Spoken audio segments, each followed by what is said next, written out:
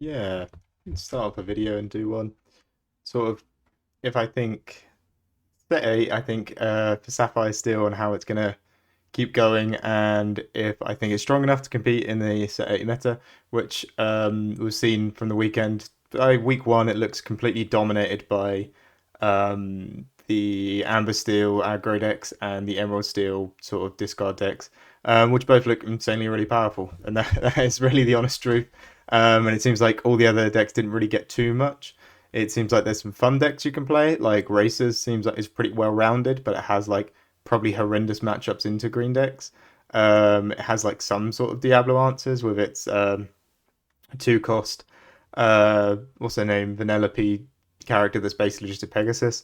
Chernodogs, for some reason, I'm not seeing played that much, like when it got all them busted cards, because it looks like Amber's basically just taking advantage of those cards. And yeah, I'm just not seeing a lot of the red decks or purple decks, except for green purple's doing quite well.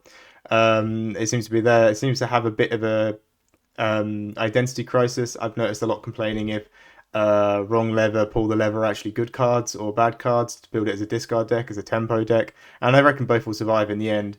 But yeah, it's just fairly interesting to see how the meta is sort of evolving, especially after just week one of the set launching, which is great because in America they seem to do these early set tournaments, which I really like watching, because over here, like the idea of doing a set tournament like the week or the day that the entire set is out is just like mad because like how would you have the cards? But I guess people are gonna have to go down there and buy a case or a box and start building for the event. But yeah, they're really cool to watch. We got to have a good idea on what's good and what's bad in this set very early on, or a little sort of hint at what could be good or bad. And we did see a Kiwi list actually make top four, I believe it was, in the Win and Enchanted event down at. Sorry, I'm not really sure which store it was. I was watching the video very late at night on Twitch, trying to write in the chat, "Go Kiwi! I hope you can get to the finals."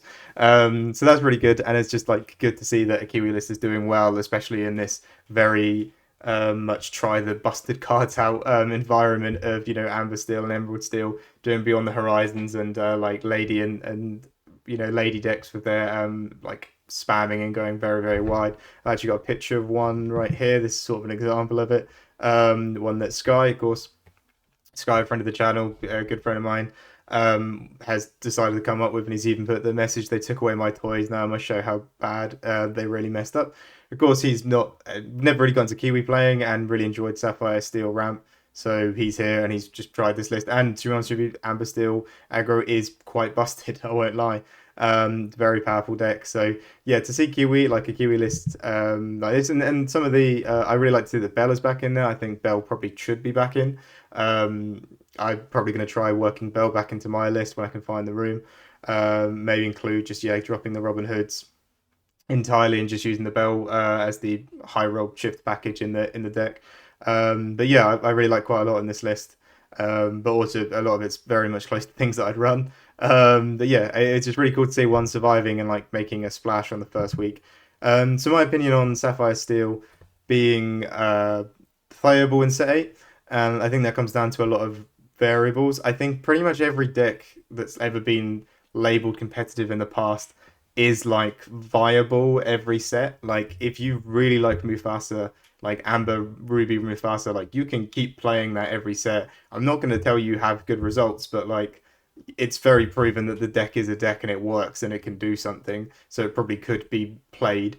Is it going to day two a DLC? No. Is it going to win a store champs? Probably. Could it win you a box at your local winner box? Probably do that as well. But day twoing a DLC, or like getting you to Worlds of Continentals, could it do that? Probably not. But then we have to also go and say like with set 8, set 7, we didn't actually get any major events. The biggest one was the Ravensburger event, and even that was 400. That was the quarter the size of a DLC. So it kind of looks like what we need to be playing for in these sets as well.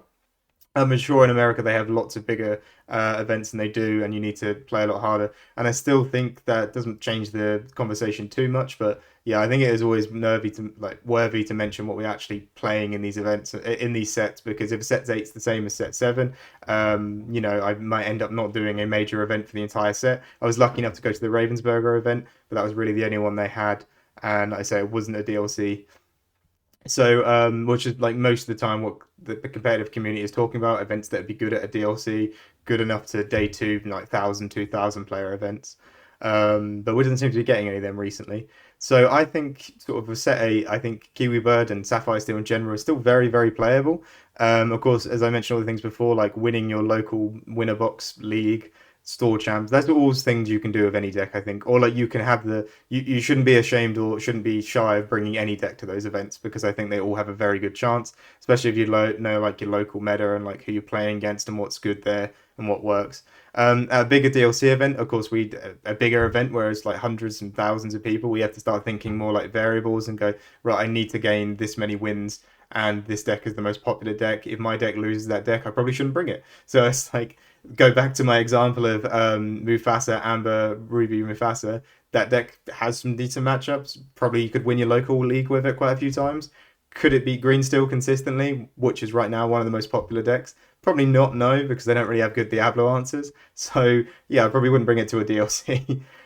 So yeah, I think the deck survives. I think we still see Sapphires. Oh, now I'm going back to Sapphire Steel. I'm not still talking about Mufasa. I just keep using that as an example that try to say that there are more than one deck that's in this bracket, in this thought process of mine. Um, yeah, so then you go back to it, and I think Sapphire still does completely fine. I think yeah, you can still play it at tons of events, and for me personally, I'm a lot more comfortable with it.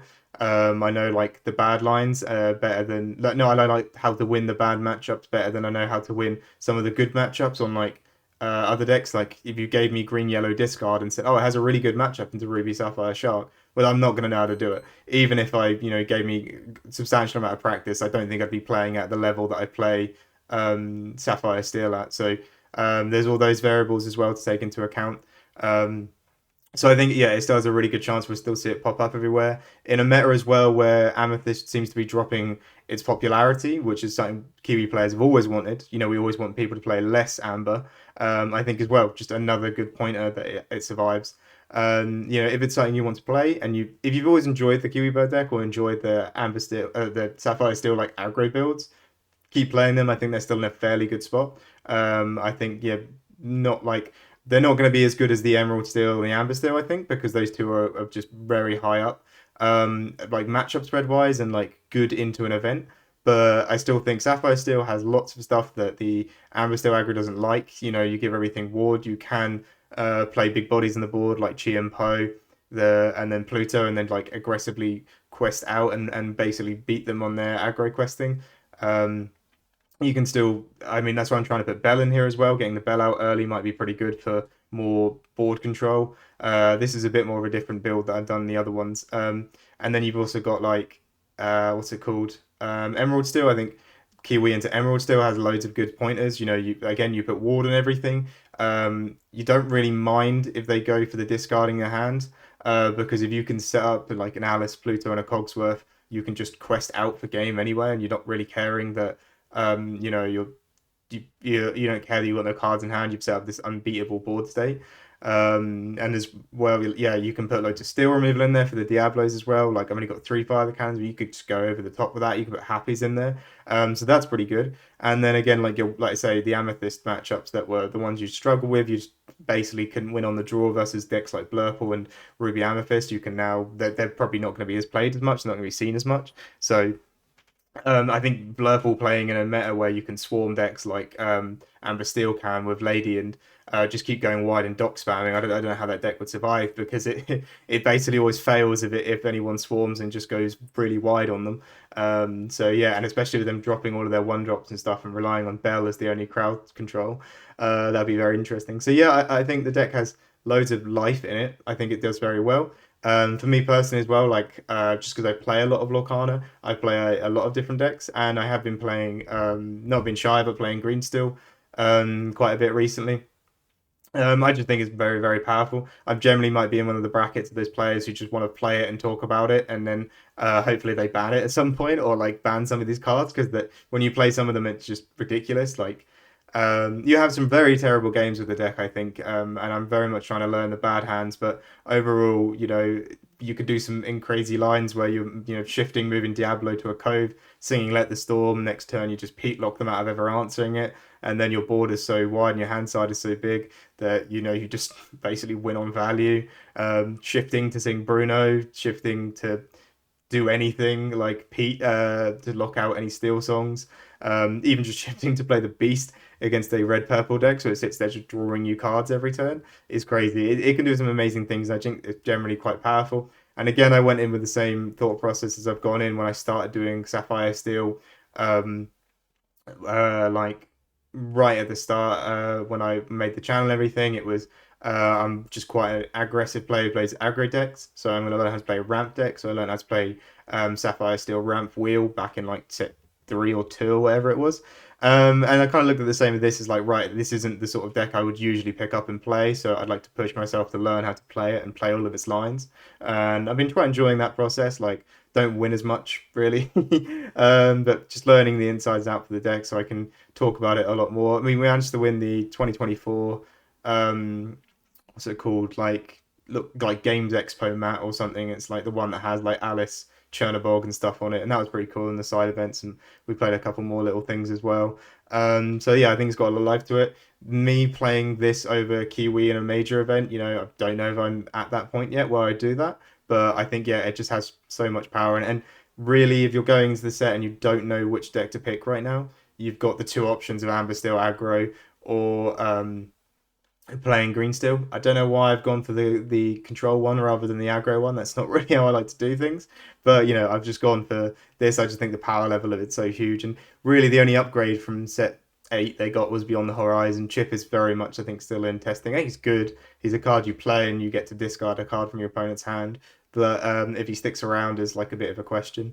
So yeah, that's sort of where I'm at with set 8. I'm still going to keep chugging along with Kiwi. There's loads of amazing players out there who I love seeing like lists pop up that they've done well with Kiwi. But I think for me as well, like I want to keep trying other lists as well and just keep pushing myself into in set 8. So probably be between Kiwi and Green Steel for me, of which deck I would bring to a major event and what deck I would be backing in this set right now. But yeah, I think I'm going to call this video like, does Sapphire Steel do well into set 8 in my opinions on it week 1?